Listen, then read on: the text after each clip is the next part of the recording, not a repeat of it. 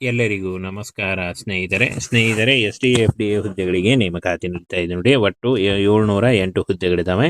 ಈ ಒಂದು ಹುದ್ದೆಗಳು ಕರ್ನಾಟಕ ರಾಜ್ಯ ಸರ್ಕಾರಿ ಉದ್ಯೋಗಗಳು ಹಾಗೆ ಕಾಯಂ ಉದ್ಯೋಗಗಳಾಗಿರ್ತವೆ ನೋಡಿ. ಇನ್ನು ಶಿಕ್ಷಣ ಇಲಾಖೆಯಿಂದ ಕೂಡ ನೇಮಕಾತಿ ಆಗಿರುತ್ತೆ, ಅದರ ಬಗ್ಗೆ ಕೂಡ ತಿಳಿಸ್ಕೊಡ್ತೀನಿ. ವಿಡಿಯೋನ ಕೊನೆವರೆಗೆ ನೋಡಿ. ಫಸ್ಟ್ ಡಿವಿಷನ್ ಅಸಿಸ್ಟೆಂಟ್ ಮತ್ತು ಎಸ್ ಡಿ ಎ ಮತ್ತು ಎಫ್ ಡಿ ಎ ಹುದ್ದೆಗಳಾಗಿರ್ತವೆ ನೋಡಿ. ಒಟ್ಟು 708 ಹುದ್ದೆಗಳಿದ್ದಾವೆ. ಕರ್ನಾಟಕ ಪರೀಕ್ಷಾ ಪ್ರಾಧಿಕಾರ ಮತ್ತು ಶಿಕ್ಷಣ ಇಲಾಖೆಯಿಂದ ನೇಮಕಾತಿ ಆಗಿರುತ್ತೆ. ಈ ಒಂದು ಹುದ್ದೆಗಳಿಗೆ ಆನ್ಲೈನ್ ಮೂಲಕ ಅಫಿಷಿಯಲ್ ವೆಬ್ಸೈಟ್ಗೆ ಹೋಗಿ ನೀವು ಅರ್ಜಿಗಳನ್ನು ಸಲ್ಲಿಸಬೇಕಾಗುತ್ತೆ. ಅರ್ಜಿ ಸಲ್ಲಿಕೆ ನೇರ ಲಿಂಕು ವಿಡಿಯೋ ಡಿಸ್ಕ್ರಿಪ್ಷನ್ ಬಾಕ್ಸಲ್ಲಿ ಇರುತ್ತೆ ನೋಡಿ. ಕರ್ನಾಟಕ ಪರೀಕ್ಷಾ ಪ್ರಾಧಿಕಾರದಿಂದ ನೇಮಕಾತಿ ಆಗಿರುತ್ತೆ. 708 ಹುದ್ದೆಗಳಿದ್ದಾವೆ. ಕರ್ನಾಟಕ ನೋಡಿ, ಹುದ್ದೆಯ ಸ್ಥಳ ಕರ್ನಾಟಕ ಅಂದರೆ ಎಲ್ಲ ಜಿಲ್ಲೆಗಳಲ್ಲಿ ಕೂಡ ಈ ಒಂದು ನೇಮಕಾತಿ ಆಗುತ್ತೆ. ಹಾಗೆ ಹುದ್ದೆ ಹೆಸರು F D A, S D A, ಸಹಾಯಕ ವ್ಯವಸ್ಥಾಪಕ ಮತ್ತು ಜೂನಿಯರ್ ಇಂಜಿನಿಯರ್ ಅಕೌಂಟೆಂಟ್ ಹುದ್ದೆಗಳಾಗಿರ್ತವೆ. ಸಂಬಳ 21,000ದಿಂದ 83,000ವರೆಗೂ ಪರ್ ಮಂತ್ ಸ್ಯಾಲ್ರಿ ಆಗಿರುತ್ತೆ ನೋಡಿ. ಇನ್ನು ಫ್ರೆಂಡ್ಸ್ ನೋಡಿ, ಇಲ್ಲಿ ಕಾಣಿಸ್ತಾ ಇದೆ ಬೆಂಗಳೂರು ಅಭಿವೃದ್ಧಿ ಪ್ರಾಧಿಕಾರ BDAದಲ್ಲಿ 18 ಹುದ್ದೆಗಳು, RPC ಮತ್ತು KK ಕಲ್ಯಾಣ ಕರ್ನಾಟಕ 7 ಹುದ್ದೆಗಳಿದ್ದಾವೆ. Karnataka soaps and detergent limited 7 ಮತ್ತು 14 ಹುದ್ದೆಗಳಿದ್ದಾವೆ ನೋಡಿ. ರಾಜೀವ್ ಗಾಂಧಿ ಆರೋಗ್ಯ ವಿಜ್ಞಾನ ವಿಶ್ವವಿದ್ಯಾನಿಲಯ 40 ಮತ್ತು 4 ಹುದ್ದೆಗಳಿದ್ದಾವೆ. ಹಾಗೆ ಕರ್ನಾಟಕ ಕಲ್ಯಾಣ ಕರ್ನಾಟಕ ರಸ್ತೆ ಸಾರಿಗೆ ಸಂಸ್ಥೆಯಲ್ಲಿ 63 ಮತ್ತು 253 ಹುದ್ದೆಗಳಿದ್ದಾವೆ. ಹಾಗೆ ವೈವ್ಯ ರಸ್ತೆ ಸಾರಿಗೆ ಸಂಸ್ಥೆಯಲ್ಲಿ 19 ಹುದ್ದೆಗಳಿದ್ದಾವೆ. ಕೃಷಿ ಮಾರಾಟ ಇಲಾಖೆಯಲ್ಲಿ 180 ಹುದ್ದೆಗಳಿದ್ದರೆ ತಾಂತ್ರಿಕ ಶಿಕ್ಷಣ ಇಲಾಖೆ 50 ಮತ್ತು 43 ಹುದ್ದೆಗಳಿದ್ದಾವೆ. ಹಾಗೆ ಶಾಲಾ ಶಿಕ್ಷಣ ಇಲಾಖೆ ಪದವಿ ಪೂರ್ವ ನೋಡಿ 10 ಹುದ್ದೆಗಳಿದ್ದಾವೆ. ಟೋಟಲ್ ಆಗಿ 387 ಹುದ್ದೆಗಳು ಮತ್ತು 321 ಹುದ್ದೆಗಳು, ಟೋಟಲ್ ಆಗಿ 700ಕ್ಕೂ ಅಧಿಕ ಉದ್ಯೋಗಗಳಿಗೆ ನೇಮಕಾತಿ ನಡೀತಾ ಇದೆ. ಈ ಒಂದು ಹುದ್ದೆಗಳಿಗೆ ಅರ್ಜಿ ಸಲ್ಲಿಸುವಂಥ ಅಭ್ಯರ್ಥಿಗಳು 10th ಮತ್ತು PUC ಹಾಗೂ ಯಾವುದೇ ಡಿಗ್ರಿ BCom, BE ಅಥವಾ BTech ಮಾಡಿದರೂ ಕೂಡ ನೋಡಿ. ಈ ಒಂದು ಏನು ಎಜುಕೇಷನ್ಗಳಲ್ಲಿ ಯಾವುದಾದ್ರೂ ನೀವು ಎಜುಕೇಷನ್ ಮಾಡಿದರೂ ಕೂಡ ನೀವು ಅರ್ಜಿಗಳನ್ನು ಸಲ್ಲಿಸಬಹುದಾಗಿರುತ್ತೆ. ಇನ್ನು 18ರಿಂದ 38 ವರ್ಷದ ಒಳಗಿನವರು ಬೋತ್ ಮೇಲ್ ಆ್ಯಂಡ್ ಫಿಮೇಲ್, ಪುರುಷ ಮತ್ತು ಮಹಿಳಾ ಅಭ್ಯರ್ಥಿಗಳು ಇಬ್ಬರು ಅರ್ಜಿಗಳನ್ನು ಸಲ್ಲಿಸಬಹುದಾಗಿರುತ್ತೆ. ವಯೋಮಿತಿ ಸಡಿಲಿಕೆ ನೋಡಿ, 2A, 2B ಮತ್ತು 3A, 3B ಅಭ್ಯರ್ಥಿಗಳಿಗೆ 3 ವರ್ಷದ ವಯೋಮಿತಿ ಸಡಿಲಿಕೆ ಇದ್ದರೆ SC/ST ಅಭ್ಯರ್ಥಿಗಳಿಗೆ 5 ವರ್ಷದ ವಯೋಮಿತಿ ಸಡಿಲಿಕೆ ಇರುತ್ತೆ. PWD ಅಭ್ಯರ್ಥಿಗಳಿಗೆ 10 ವರ್ಷದ ವಯೋಮಿತಿ ಸಡಿಲಿಕೆ ಇರುತ್ತೆ ನೋಡಿ. ಆದಷ್ಟು ನಿಮ್ಮ ವಯಸ್ಸಿನ ಲೆಕ್ಕಾಚಾರ ಮಾಡಿಕೊಂಡು ನೀವು ಈ ಒಂದು ಹುದ್ದೆಗಳಿಗೆ ಅರ್ಜಿಗಳನ್ನ ಸಲ್ಲಿಸಬಹುದು. ಇನ್ನು ಅರ್ಜಿ ಶುಲ್ಕ ನೋಡಿ, 2A, 2B ಮತ್ತು 3A, 3B ಅಭ್ಯರ್ಥಿಗಳಿಗೆ 750 ರೂಪಾಯಿ ಇದ್ದರೆ SC/ST ಮಾಜಿ ಸೇನಾ ಅಭ್ಯರ್ಥಿಗಳಿಗೆ 500 ರೂಪಾಯಿ ಇರುತ್ತೆ. PWD ಅಭ್ಯರ್ಥಿಗಳಿಗೆ 250 ರೂಪಾಯಿ ಇರುತ್ತೆ ನೋಡಿ. ಪಾವತಿ ಮಾಡುವ ವಿಧಾನ ಆನ್ಲೈನ್ ಮೂಲಕ, net banking, credit card, debit card ಅಥವಾ UPIಗಳ ಮೂಲಕ ನೀವು ಪೇ ಮಾಡಬಹುದಾಗಿರುತ್ತೆ. ಇನ್ನು ಆಯ್ಕೆ ಪ್ರಕ್ರಿಯೆಯನ್ನು ನೋಡೋದಾದರೆ ಲಿಖಿತ ಪರೀಕ್ಷೆ OMR ಬರುತ್ತೆ ನೋಡಿ. ಹಾಗೆ ದಾಖಲೆ ಪರಿಶೀಲನೆ ಮತ್ತು ಸಂದರ್ಶನದ ಮೂಲಕ ಆಯ್ಕೆಯನ್ನು ಮಾಡಿಕೊಳ್ಳಲಾಗುತ್ತೆ.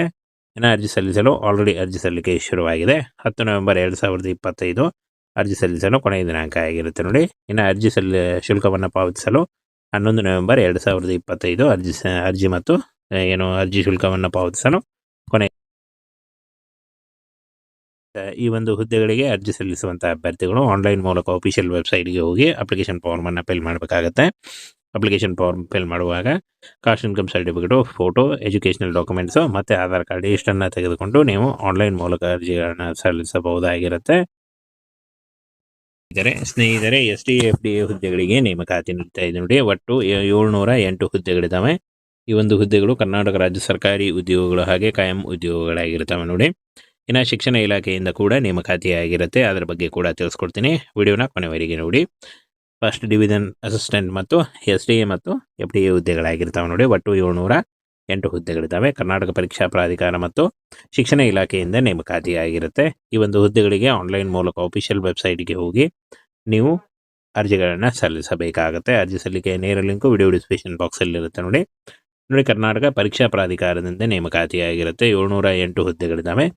ಕರ್ನಾಟಕ ನೋಡಿ, ಹುದ್ದೆಯ ಸ್ಥಳ ಕರ್ನಾಟಕ ಅಂದರೆ ಎಲ್ಲ ಜಿಲ್ಲೆಗಳಲ್ಲಿ ಕೂಡ ಈ ಒಂದು ನೇಮಕಾತಿ ಆಗುತ್ತೆ. ಹಾಗೆ ಹುದ್ದೆ ಹೆಸರು FDA, SDA, ಸಹಾಯಕ ವ್ಯವಸ್ಥಾಪಕ ಮತ್ತು ಜೂನಿಯರ್ ಇಂಜಿನಿಯರ್ ಅಕೌಂಟೆಂಟ್ ಹುದ್ದೆಗಳಾಗಿರ್ತವೆ. ಸಂಬಳ 21,000ದಿಂದ 83,000ವರೆಗೂ ಪರ್ ಮಂತ್ ಸ್ಯಾಲ್ರಿ ಆಗಿರುತ್ತೆ ನೋಡಿ. ಇನ್ನು ಫ್ರೆಂಡ್ಸ್ ನೋಡಿ, ಇಲ್ಲಿ ಕಾಣಿಸ್ತಾ ಇದೆ ಬೆಂಗಳೂರು ಅಭಿವೃದ್ಧಿ ಪ್ರಾಧಿಕಾರ BDAದಲ್ಲಿ 18 ಹುದ್ದೆಗಳು, RPC ಮತ್ತು KK ಕಲ್ಯಾಣ ಕರ್ನಾಟಕ 7 ಹುದ್ದೆಗಳಿದ್ದಾವೆ. Karnataka soaps and detergent limited 7 ಮತ್ತು 14 ಹುದ್ದೆಗಳಿದ್ದಾವೆ ನೋಡಿ. ರಾಜೀವ್ ಗಾಂಧಿ ಆರೋಗ್ಯ ವಿಜ್ಞಾನ ವಿಶ್ವವಿದ್ಯಾನಿಲಯ 40 ಮತ್ತು 4 ಹುದ್ದೆಗಳಿದ್ದಾವೆ. ಹಾಗೆ ಕಲ್ಯಾಣ ಕರ್ನಾಟಕ ರಸ್ತೆ ಸಾರಿಗೆ ಸಂಸ್ಥೆಯಲ್ಲಿ 63 ಮತ್ತು 253 ಹುದ್ದೆಗಳಿದ್ದಾವೆ.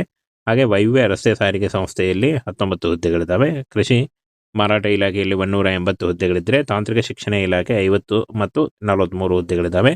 ಹಾಗೆ ಶಾಲಾ ಶಿಕ್ಷಣ ಇಲಾಖೆ ಪದವಿ ಪೂರ್ವ ನೋಡಿ 10 ಹುದ್ದೆಗಳಿದ್ದಾವೆ. ಟೋಟಲ್ ಆಗಿ 387 ಹುದ್ದೆಗಳು ಮತ್ತು 321 ಹುದ್ದೆಗಳು. ಟೋಟಲ್ ಆಗಿ 700ಕ್ಕೂ ಅಧಿಕ ಉದ್ಯೋಗಗಳಿಗೆ ನೇಮಕಾತಿ ನಡೀತಾ ಇದೆ.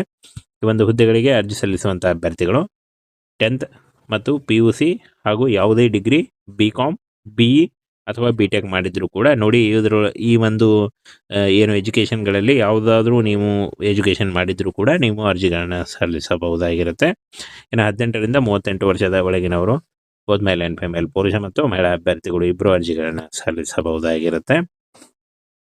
ವಯೋಮಿತಿ ಸಡಿಲಿಕೆ ನೋಡಿ 2A 2B ಮತ್ತು 3A 3B ಅಭ್ಯರ್ಥಿಗಳಿಗೆ 3 ವರ್ಷದ ವಯೋಮಿತಿ ಸಡಿಲಿಕೆ ಇದ್ದರೆ SC ಅಭ್ಯರ್ಥಿಗಳಿಗೆ 5 ವರ್ಷದ ವಯೋಮಿತಿ ಸಡಿಲಿಕೆ ಇರುತ್ತೆ.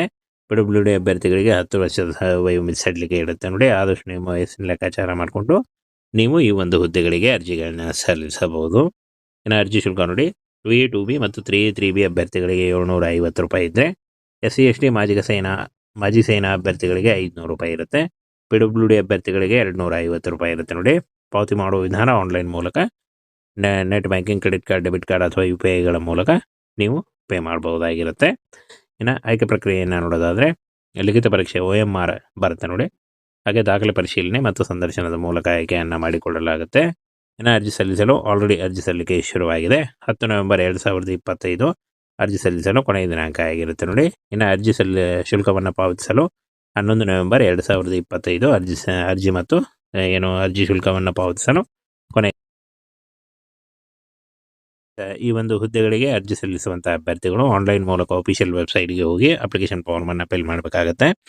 ಅಪ್ಲಿಕೇಶನ್ ಫಾರ್ಮ್ ಫಿಲ್ ಮಾಡುವಾಗ caste income certificate, photo, educational documents ಮತ್ತು ಆಧಾರ್ ಕಾರ್ಡ್ ಇಷ್ಟನ್ನು ತೆಗೆದುಕೊಂಡು ನೀವು ಆನ್ಲೈನ್ ಮೂಲಕ ಅರ್ಜಿಗಳನ್ನು ಸಲ್ಲಿಸಬಹುದಾಗಿರುತ್ತೆ.